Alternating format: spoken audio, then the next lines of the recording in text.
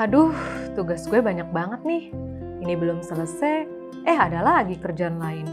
Padahal, to-do list kerjaan-kerjaan sebelumnya aja belum semuanya kelar.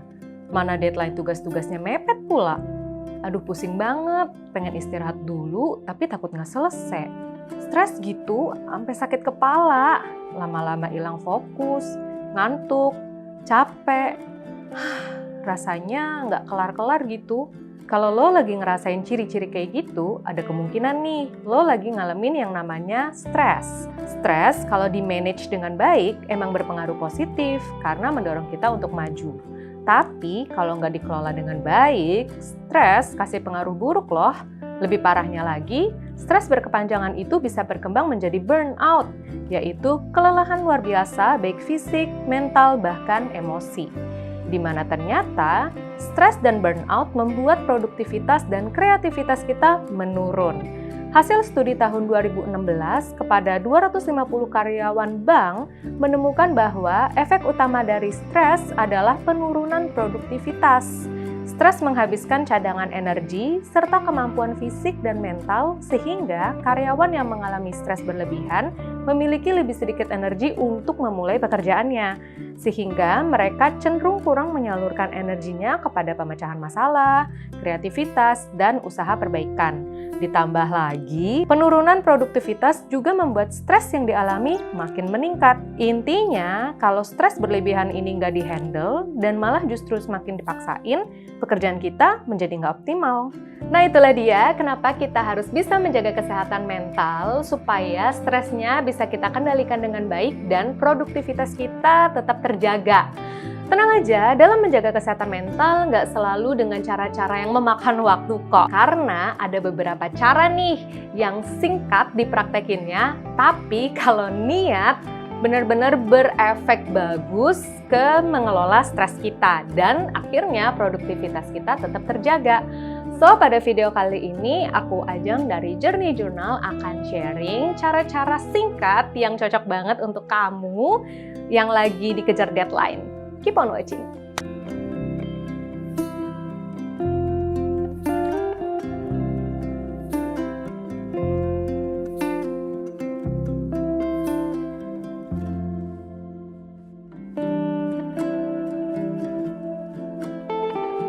Capek emang harus istirahat, tapi kalau deadline-nya makin dekat, no worries. Karena tips yang pertama adalah ambil istirahat sebentar alias micro breaks dengan kisaran 1-15 menit aja. Supaya gampang ke depannya nanti aku akan sebut istirahat sebentar ini jadi micro breaks ya. Waktu istirahatnya bisa dipakai macam-macam, misalnya nonton video klip idola kita, berhayal, afirmasi, atau sesimpel atur nafas sambil senderan ngelemesin badan. Terserah lo deh mau ngapain. Intinya, micro breaks ini harus berjangka waktu pendek dan secara sukarela. Nggak ada beban, nggak ada kepikiran, full relax. Tapi kalau istirahat bareng sebentar aja, takutnya beneran nggak selesai nih pekerjaannya. Ya, itu keputusan lo sih. Tapi coba deh pertimbangin. Udah banyak banget testimoni orang-orang dan hasil studi yang menyatakan bahwa micro breaks ini berpengaruh positif kepada peningkatan produktivitas mereka. Sebuah studi yang dilakukan pada 2016 menemukan bahwa beristirahat makan siang dan sejenak melepaskan pekerjaan dapat meningkatkan level energi kita dan mengurangi kelelahan. Kalau praktik ini rutin dilakukan, setahun kemudian akan meningkatkan kekuatan dan tingkat energi dari waktu ke waktu. Kalau emang sesibuk itu, istirahat 3 menit aja juga berimpact kok. Karena yang penting adalah selama istirahatnya kita merasa tenang dan refreshing tanpa harus ada emosi-emosi negatif seperti aduh ini bakalan selesai atau enggak. Udah, pokoknya kalian relax aja selama 3 menit itu. Nah, sekarang yang paling penting adalah bagaimana sih cara kita mengatur-ngatur waktunya. Jangan sampai kita kekurangan istirahat atau juga kelebihan istirahat. Sebenarnya nggak ada aturan baku sih, benar-benar fleksibel banget disesuaikan dengan waktu kerja kalian. Tapi sebagai ide aja nih, para career coach itu biasanya menyarankan waktu kerja 75-90 menit kita memberikan istirahat sebentar. Atau bisa juga memilih istirahat setelah menyelesaikan sebagian tugas yang udah kita targetin dari awal. Misalnya nih, lo lagi ada deadline nulis. Bisa tentuin dari awal bahwa lo akan ambil istirahat 10 menit kalau udah berhasil bikin draft part 1 dari 4 part. Kalau gue pribadi lebih cocok beristirahat setelah menyelesaikan beberapa bagian gitu. Karena gue tuh jadi lebih ngerasa sudah selesai satu bagian, ada kepuasan dan kelegaan sendiri ketika istirahat. Jadi nggak ngerasa worry lagi, istirahatnya benar-benar full, relax dan menenangkan diri. Karena gue pribadi lebih cocok untuk mengambil micro break setelah menyelesaikan beberapa bagian, makanya gue menyarankan kita semua untuk memecah pekerjaan besarnya menjadi pekerjaan yang lebih kecil atau bisa disebut dengan bite size. Bite size ini bagus banget untuk mengendalikan stres karena seringkali kalau pekerjaannya terlalu besar, kita tuh jadi bingung juga melangkahnya mulai dari mana. Tapi keep in mind saat kita melakukan bite size, kita penting banget untuk membuat target yang optimal antara energi yang kita punya dengan waktu proses pengerjaannya. Habis itu istirahat deh. Jangan sampai nih kita kebanyakan istirahat yang akhirnya membuat proses pengerjaannya lebih lama dan telat deadline. Di sisi lain juga jangan sampai kekurangan istirahat. Supaya ada gambaran, gue kasih contoh detailnya ya. Misalnya, gue harus nulis satu artikel tentang pop culture yang deadline-nya 1 jam lagi, alias 60 menit. Nah, supaya gampang, prosesnya itu gue bagi menjadi 3 tahap. Tahap yang pertama adalah mencari sumber-sumber atau bahan-bahan, habis itu bikin draft pertamanya. Habis itu gue istirahat 10 menit. Lalu lanjut ke tahap yang kedua, yaitu tulisan akhirnya. Habis itu gue istirahat 5 menit.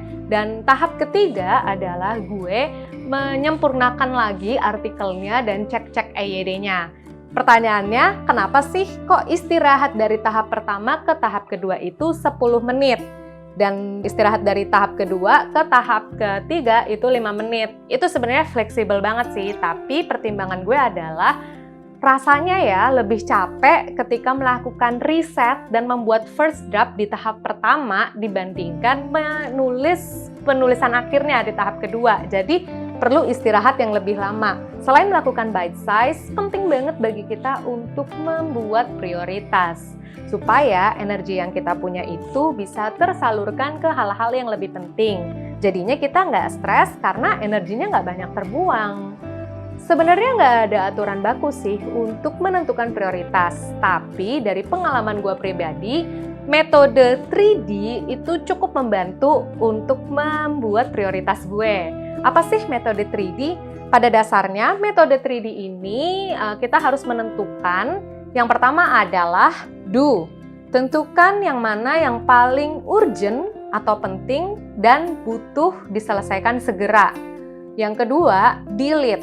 Ada nggak sih tahap yang sebenarnya nggak penting dan nggak efektif dilakuin, tapi malah dilakuin karena let's say udah kebiasaan aja gitu. Yang ketiga, delegation. Tentukan mana yang bisa didelegasikan atau yang mana yang bisa dibantu oleh anggota tim yang lain. Nah, delegasi ini penting banget dilakuin terutama untuk kita yang ada kecenderungan tangan kotor alias mau ngelakuin semuanya sendiri karena mungkin tidak terbiasa mendelegasikannya kepada orang lain atau mungkin kurang percaya dengan orang lain. Apalagi kita semua tahu ya bahwa kita sebagai manusia itu punya keterbatasan, entah keterbatasan energi, waktu, fisik, and many things. Ngomongin soal keterbatasan manusia, kita juga boleh menentukan batasan supaya kita nggak stres dan tetap produktif. Batasan apa yang dimaksud? Yang pertama adalah it's okay to say no jika ada rekan kerja atau orang lain yang meminta bantuan gitu. Ya aku tahu kalau menolong orang lain itu suatu hal yang sangat baik, tapi kalau misalnya kalian lagi ada tanggung jawab yang harus segera diselesaikan, bukannya lebih prioritas itu tanggung jawab kalian itu ya, maka yang bisa dilakukan adalah jelaskan secara sopan kepada yang meminta tolong itu tentang kondisi kalian. bahwa kalian punya prioritas yang harus segera diselesaikan. Dan yang kedua adalah batasan mengenai ekspektasi hasilnya. Wah, ini nih yang sering banget kita lupain. Terutama untuk para perfeksionis, deadline itu tuh bisa sangat stressful. Kenapa? Karena mereka kan pengen hasilnya sempurna atau bagus banget. Makanya supaya kita nggak stres, ya yaudah kita adjust aja atau sesuaikan ekspektasi hasil yang bagus banget ini menjadi setidaknya cukup bagus atau cukup bisa diterima gitu loh. Kalian pilih yang mana? Selesai pekerjaannya dengan hasil yang bagus dan tepat waktu, tapi kalian juga nggak stres, atau hasilnya sangat bagus tapi pengerjaannya sangat lama, kurang istirahat dan bikin stres. Pilihan ada di kalian. Oke, itu aja beberapa tips dari aku yang penting banget dicoba supaya kesehatan mental kita tetap terjaga meskipun pekerjaannya banyak dan deket deadline. Share dong pengalaman kalian ketika mencoba tips-tips ini di comment section below. Begitupun juga kalau kalian punya tips lain yang ternyata works di kalian. Semoga video ini bisa selalu mengingatkan kita bahwa kesehatan mental itu penting banget dijaga supaya produktivitas kita meningkat. Kalau kalian merasa video ini berguna, share ke orang-orang sekitar dan jangan lupa subscribe dan nyalain notifikasinya supaya bisa ketemu sama aku di our next journey. Thank you karena udah nemenin gue dan have a nice journey. Bye-bye!